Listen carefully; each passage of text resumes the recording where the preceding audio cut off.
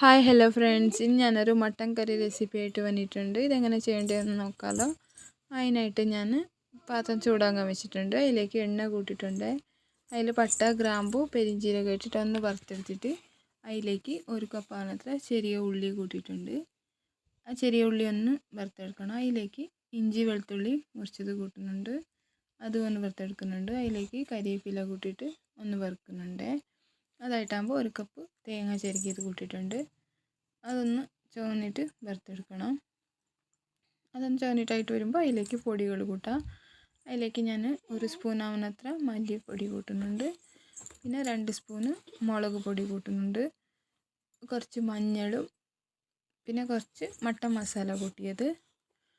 ഇതെല്ലാം കൂട്ടിയിട്ട് ഒന്ന് വറുത്തെടുക്കുന്നുണ്ട്. ഇത് വറുത്തെടുത്തിട്ട് തണ്ണിയിട്ടാകുമ്പോൾ ഒന്ന് അരച്ചെടുക്കുന്നുണ്ട്. അതായിട്ടാകുമ്പോൾ ഞാൻ കറി വയ്ക്കാനായിട്ട് പാത്രത്തിൽ എണ്ണ ഇട്ടിട്ട് അതിലേക്ക് ചെറിയ ഉള്ളി കൂട്ടിയിട്ടുണ്ട്, ഒരു കപ്പ്. വലിയ കപ്പിൽ ഒരു കപ്പ് കൂട്ടിയത്. പിന്നെ ഒരു തക്കാളി മുറിച്ചത് കൂട്ടിയിട്ടുണ്ട്.